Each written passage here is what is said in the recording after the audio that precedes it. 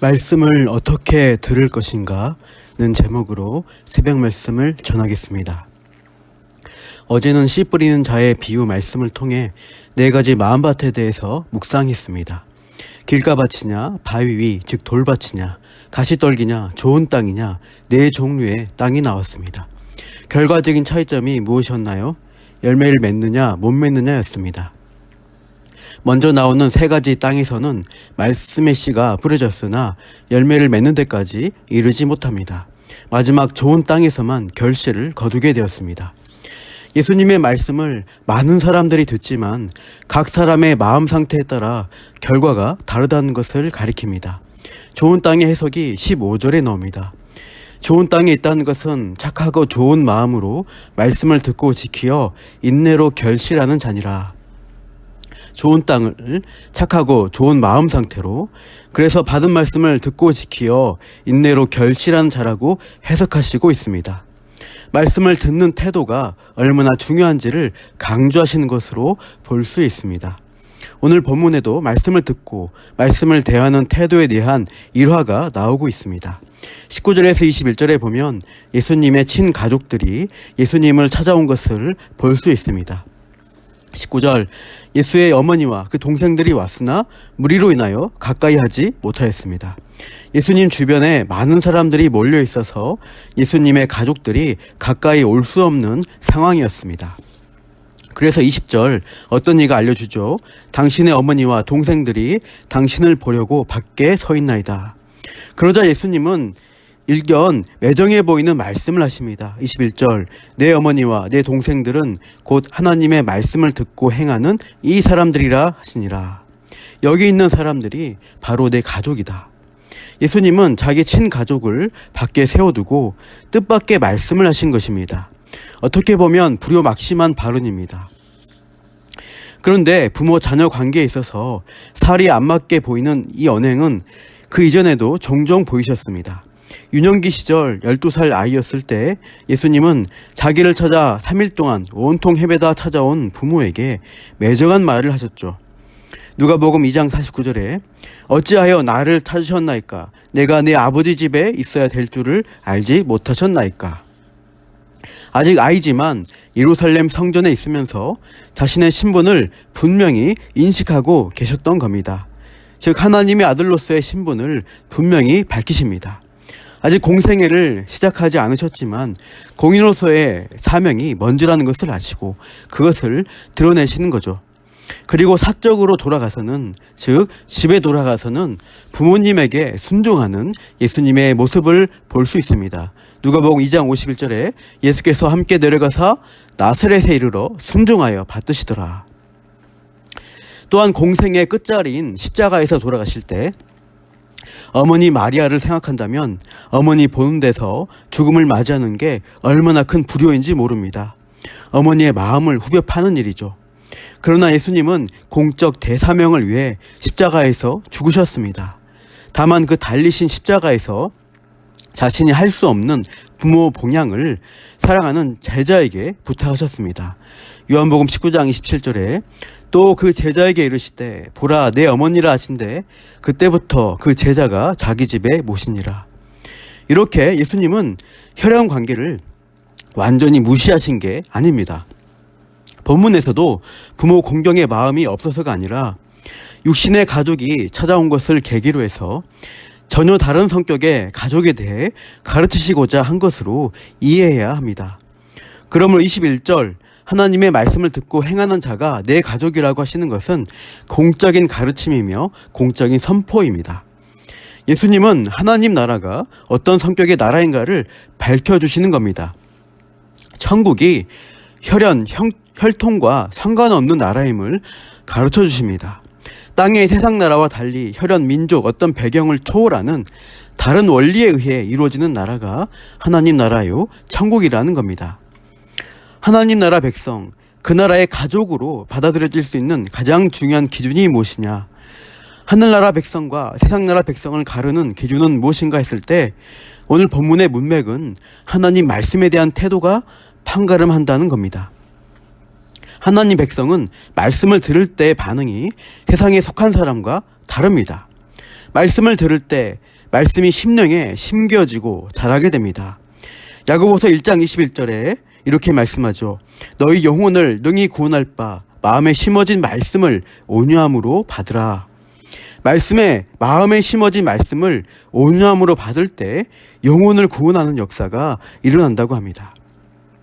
그 말씀의 씨가 썩어져서 아무 변화의 능력이 없이 되지 않습니다.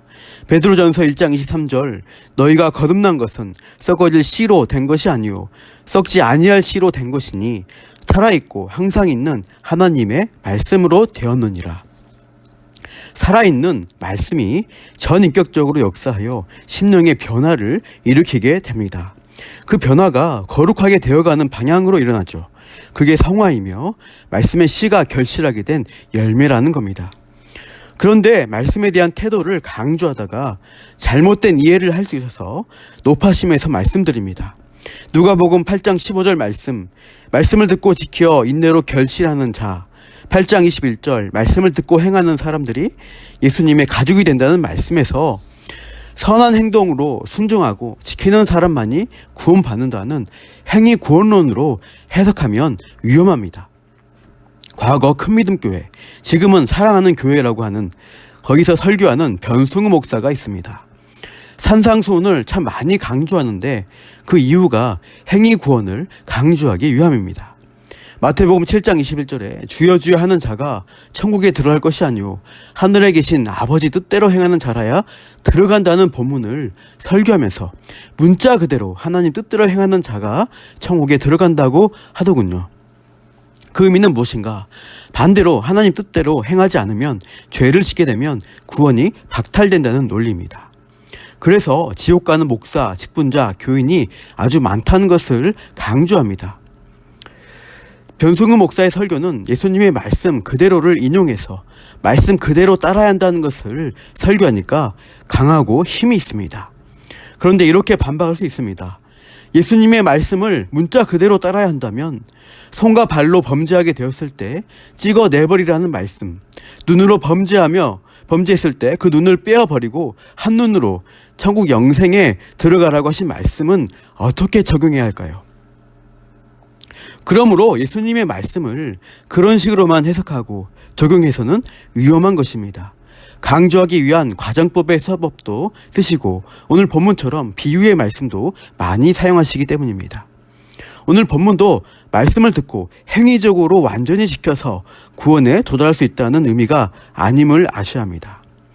씨 뿌리는 자의 비유에서 누가복음 8장 10절을 보시면 다른 사람에게는 비유로 하여 보아도 보지 못하게 하고 들어도 깨닫지 못하게 하는데 그 하나님 나라의 비밀을 아는 것이 너희에게는 허락되었다고 말씀하시는 것을 주목해 봐야 합니다. 사람의 마음과 상태가 구원받을 만한 조건과 결정권을 갖는 게 아니라 그 이상의 것이 있어야 함을 전제하고 있습니다.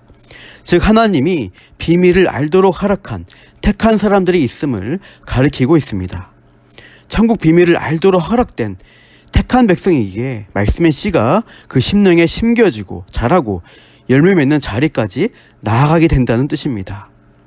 외부인에게는 비유로 숨겨진 말씀이지만 택한 백성에게는 그 비밀이 열려서 밝히 보게 될 것입니다. 허락된 자들이라고 하면서 제자들에게 비유를 해석해 주시는데 그러면 제자들이 예수님의 말씀을 밝히 이해하고 예수님이 누구신지를 잘 깨닫느냐 하면 그렇지 않습니다.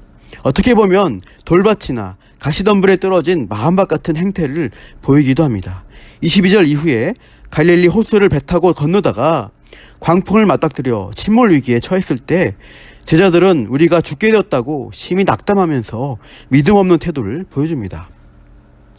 예수님이 폭풍우를 잠잠케 하시고 나서 본문 25절 제자들에게 너희 믿음이 어디 있느냐고 책망하십니다.